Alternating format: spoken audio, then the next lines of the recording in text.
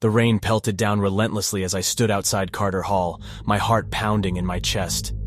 It had been years since we last set foot in this cursed place, but I had to come back. I couldn't shake off the guilt that gnawed at me for what happened to my girlfriend, Hope. I remembered the night we found the book in the hidden chamber, how we had foolishly opened it despite the warnings, the nightmares that followed, the whispers that echoed in my mind, and the inexplicable horrors that drove us all to the brink of madness.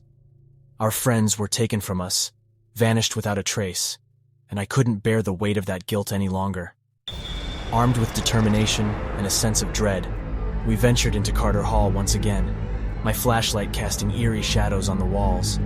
The familiar chill ran down my spine as we made our way through the dark and decrepit halls, guided only by the faint light of the moon peeking through broken windows. As we reached the hidden chamber, now even more menacing than before, the occult symbols glowed with an unholy light, and the book bound in human skin seemed to beckon to me, taunting me with promises of answers and a chance to bring her back. I hesitated, my hand trembling as I reached out for the book, but just as my fingers touched its weathered cover, Dr. Carter appeared before me, his form twisted and distorted by dark magic. His maniacal laughter echoed through the chamber, sending shivers down my spine. "You dare to come back, after what you've done?" Dr. Carter's voice boomed, filled with malice.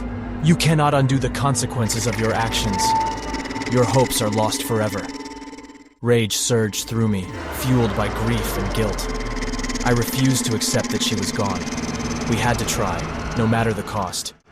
Out of desperation, I tried out a random spell read from that book. You may say it was a fluke, but that's all we had. As I recited the incantation from the book, my voice shaky but determined, the chamber shook, and the symbols glowed with an intense light.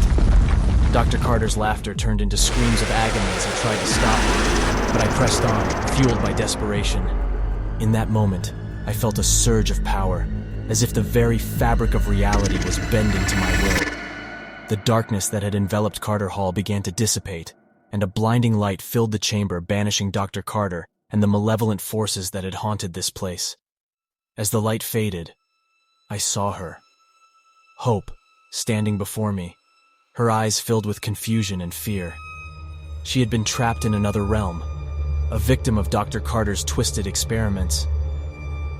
We embraced, with tears streaming down our faces, as we made our way out of Carter Hall. The rain had stopped, and a sense of relief washed over me. I had done the impossible, and I had brought Hope back.